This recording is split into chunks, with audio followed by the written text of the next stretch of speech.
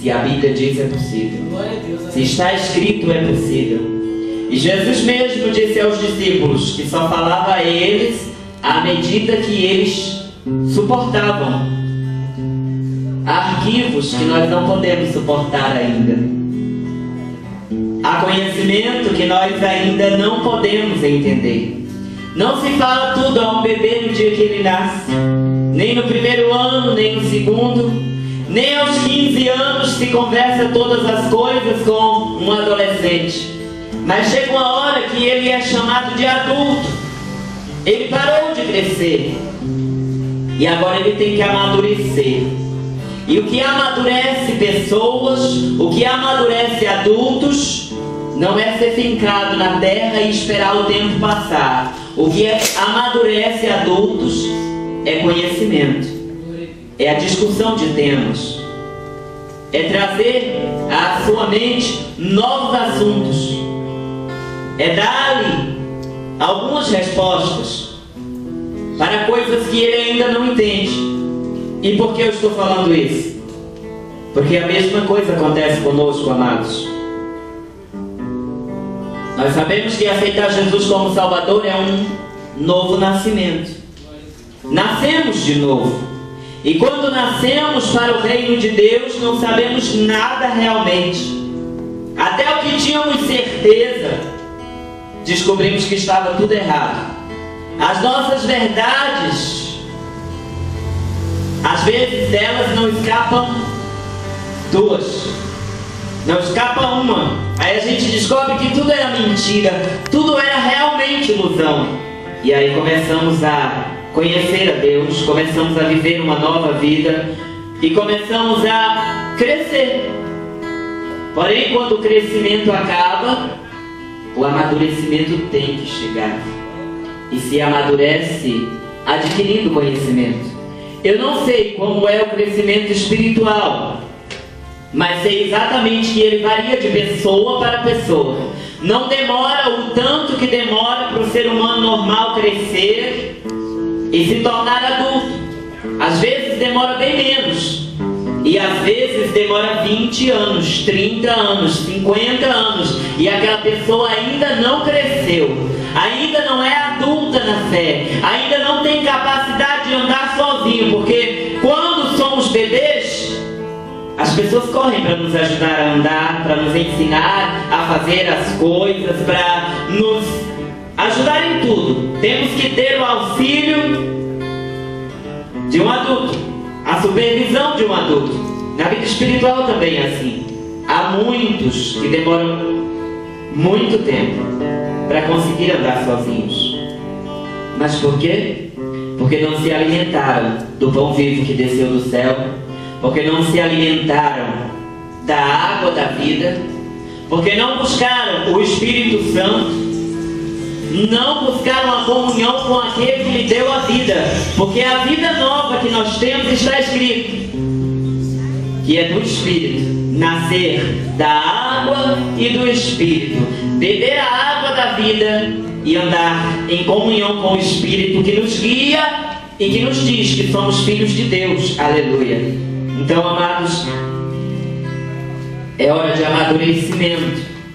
Talvez a irmã Marlete precisa crescer ainda, conhecer muitas coisas ainda que não conhece da palavra de Deus. Não é preciso amadurecer agora, é preciso crescer, né, irmã Marlete? Mas há alguns que precisam amadurecer. E sabe, às vezes encontramos pessoas na vida comum, na vida normal, falo como homem, que são designadas ou classificadas como débeis mentais. Pessoas que não tiveram um desenvolvimento mental normal, que não chegaram à idade adulta, mentalmente falando. O seu corpo está crescido, era para ela ter outras atitudes, falar diferente, pensar diferente, entender as coisas, mas ela não cresceu.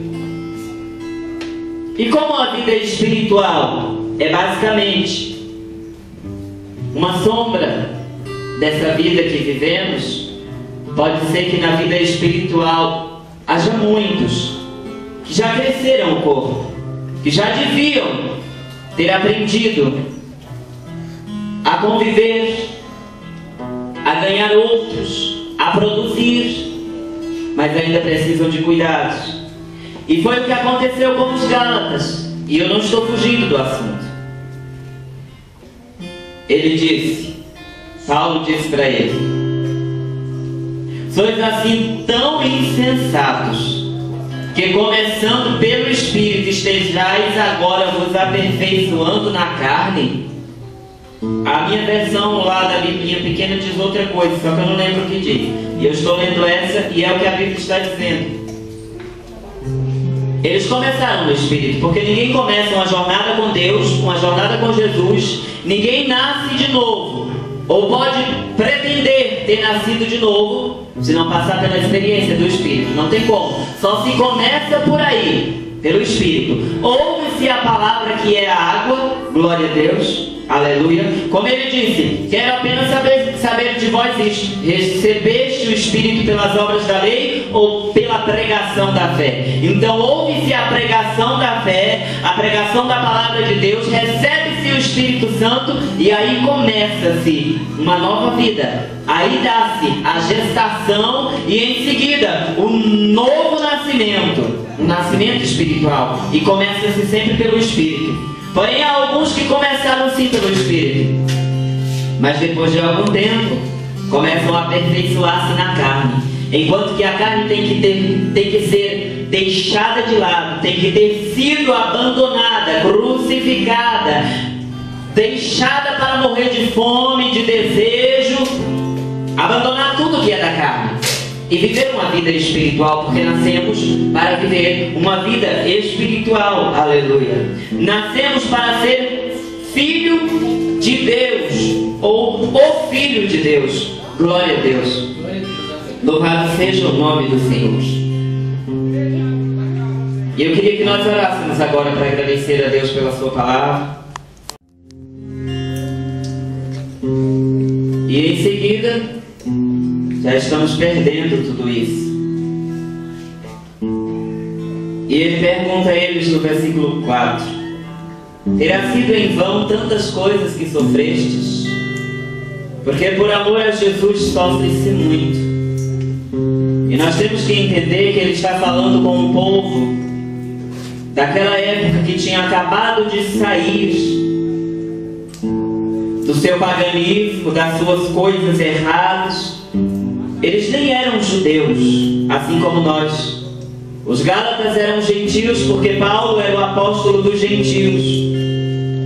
Gentio é todo povo que não é judeu, que não pertence aos judeus. E os Gálatas não pertenciam. Porém, de alguma forma, eles descobriram acerca da lei e quiseram viver pela lei.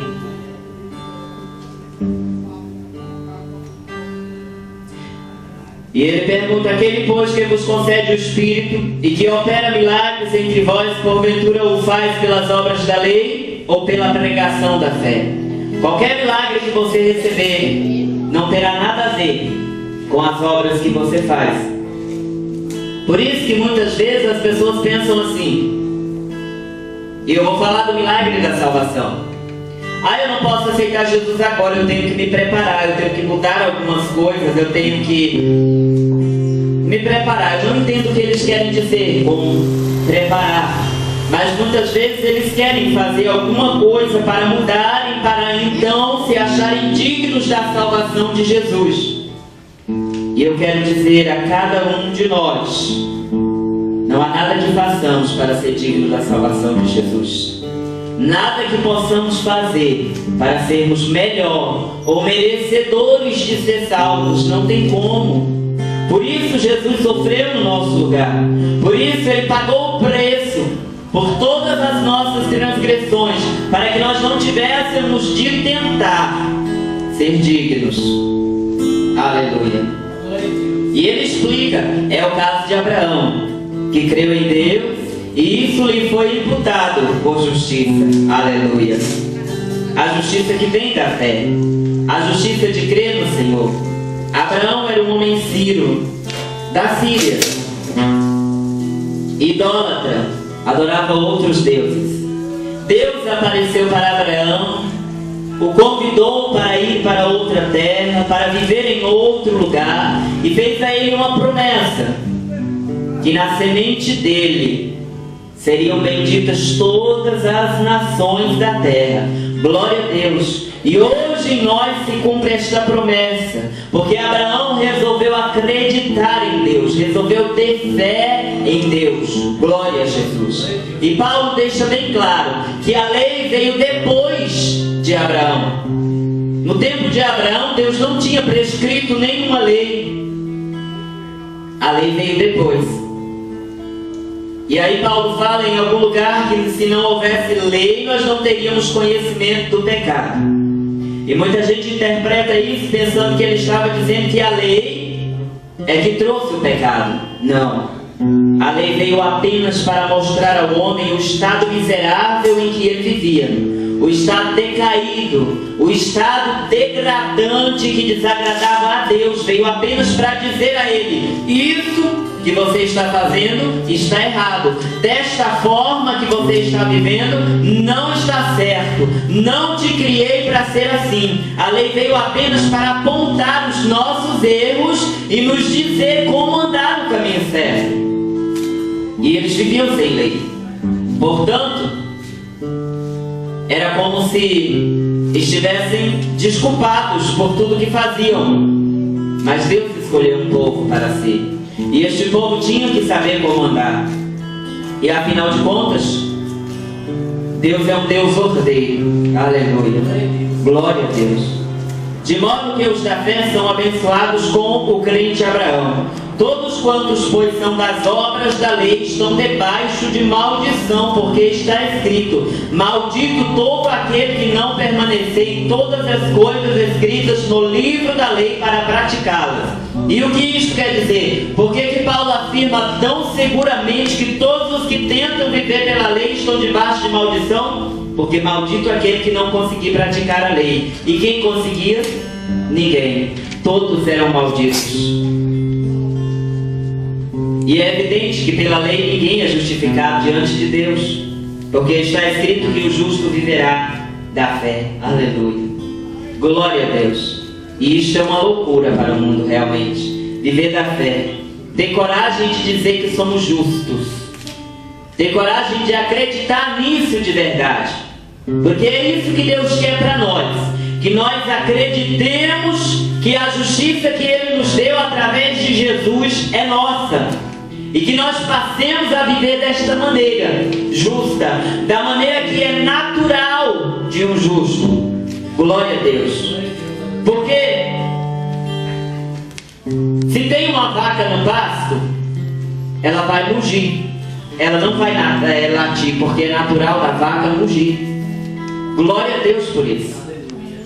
É natural dos pássaros cantarem, os gatos miam, e os justos praticam justiça. É simples assim. Se eu sou justificado por Jesus e pela fé aceitei a justiça que Ele me dá, Ele está dizendo apenas o seguinte: o teu passado acabou, o teu passado não importa, a tua vida velha eu destruo agora, te chamo para um novo nascimento, para uma nova vida, e agora você nasce novo, justo, filho de Deus, com a vida eterna dentro de você, para viver uma nova vida.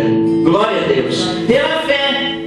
É incrível ver que realmente o Espírito Santo é perfeito. Porque as pessoas vivem uma vida nas drogas, vivem uma vida na prostituição, no engano, na mentira, mas chega um dia que eles se encontram com Jesus, se encontram com o Espírito Santo em determinado momento das suas vidas, e eles acreditam. Aleluia. O Espírito Santo conversa com eles e convence-os a acreditar que Jesus é o Filho de Deus, a acreditar que Jesus morreu por eles e pode fazê-los justos e salvá-los. E aí eles vêm para Jesus. E é maravilhoso ver isso. Glória a Deus. Eu estou aqui pela fé, você está aqui pela fé. Tem tantos lugares no mundo para ir, mas nós escolhemos estar com Jesus. Isto é fé. Aleluia. Não há outro meio de salvação a não ser a fé. Não há outro meio de justificação a não ser pela fé. Porque isto realmente é uma loucura se você parar para pensar. Porém se torna natural para nós os que estamos sendo salvos. Glória a Deus. Se torna poder de Deus. Aleluia. Glória a Deus. Ah, glória a Jesus. Cristo nos resgatou da maldição da lei, fazendo-se Ele próprio maldição em nosso lugar. Louvado seja Deus. Para que a bênção de Abraão chegasse aos gentios, a fim de que recebêssemos pela fé o Espírito prometido. Glória a Deus. Por que está falando de receber o Espírito? Porque o Espírito Santo é que nos torna filhos de Deus. O Espírito Santo é que regenera, que reaviva o nosso espírito e que nos faz, então, nascer de novo e sermos filhos de Deus. Glória a Deus. Louvado seja o Senhor. E aí, Paulo explica que a aliança que Deus fez com Abraão jamais poderia ser desfeita ou quebrada, porque Deus mandou a lei depois de Abraão e ao seu descendente. Aqui é que entramos todos nós, um descendente apenas de Abraão. A promessa era para o descendente de Abraão, não para os descendentes. Por isso que nós precisamos estar em Cristo, o único, o número um, o único descendente que é eterno. Aleluia. E todos aqueles que estão em Cristo são novas criaturas, porque as coisas velhas já passaram, eis que tudo se fez novo. Aleluia. E esse descendente de Abraão, que abençoaria todas as famílias da terra, é Cristo. Está escrito: e ao teu descendente, que é Cristo. E digo isto, uma aliança já anteriormente confirmada por Deus, a lei que veio 430 anos depois, não a poderia anular, não poderia abrogar a aliança de Deus, de forma que venha a desfazer a promessa. Não. Nós somos então filhos de Abraão por causa desta promessa. Somos então descendência de Abraão. Aleluia. Descendência daquele que viveu pela fé. Glória a Deus. E se você tem vivido de outra maneira, comece a viver agora pela fé. Glória a Deus. Aleluia. E ele pergunta no versículo 19: qual, pois, a razão de ser da lei? Foi adicionada por causa das transgressões. Era necessário uma lei, até que viesse o descendente a quem se fez a promessa, Cristo. A lei foi promulgada por anjos pela mão de um mediador, Moisés. E a lei é porventura contrária às promessas de Deus? Não. Deus não se contradiz. Pode ser que pareça que a Bíblia tem algumas contradições. Pode ser que pareça que tem, porém não tem. Jamais o ser humano poderá provar uma contradição na palavra de Deus, porque é a palavra de Deus. Deus jamais se contradiria. Pelo contrário, tudo que Deus faz, se abrir uma concessão, é por amor a nós. Mas não há contradição nas concessões de Deus. Não há contradição no amor de Deus. Pode ser que o amor humano se contradiga muitas e muitas vezes, porém o de Deus permanece inalterado. Glória a Deus, para sempre. Louvado seja o nome do Senhor. E antes que viesse a fé, estávamos sob a tutela da lei e encerrados nela para a fé que haveria de revelar-se no futuro. De maneira que a lei nos serviu de tutor, de mestre, de carrasco, para nos levar no caminho certo até Cristo. Glória a Deus. Versículo 26: pois todos vós sois filhos de Deus mediante a fé em Jesus Cristo, porque todos quantos fostes batizados em Cristo, vos revestistes de Cristo. Essa parte de se revestir de Cristo é o que nos identifica com Ele. Glória a Deus. O que é revestir? É uma palavra muito simples. Eu pego a parede rebocada e então a revisto de massa corrida. Está revestida. Depois da massa corrida, eu posso revestir a parede de uma tinta. E depois da tinta eu posso colocar outra e outra e outra. E a Bíblia fala que nós temos que nos despir do velho homem, com os seus velhos hábitos, com os seus velhos costumes, tirar esse corpo de carne de nós, nos desvestir, porque eu quero que os irmãos entendam para sempre, de uma vez por todas, este corpo é apenas uma casa, você de verdade está dentro dele, o eu verdadeiro é o Espírito que habita dentro desta casa. Este é o eu verdadeiro. Este é que vai aparecer diante de Deus e permanecerá lá. Glória a Deus por isso. O eu verdadeiro é este que Deus salva. Aleluia. Por este foi que Jesus morreu, pelo seu verdadeiro eu, pela sua verdadeira identidade. Então nós temos que nos despir do velho homem e nos vestir de Cristo, como de uma roupa, vestir Cristo. Desta forma o mundo verá Cristo em nós. É difícil? É. Se consegue por esforço próprio, com o intelecto, dizendo assim, agora o mundo vai ver Cristo em mim. Aí você dá uma volta, ninguém viu, não deu certo. Se revestir de Cristo é se revestir de uma mentalidade decidida a fazer as obras de Cristo. Quando você começa a agir como Jesus, aí você está revestido de Cristo.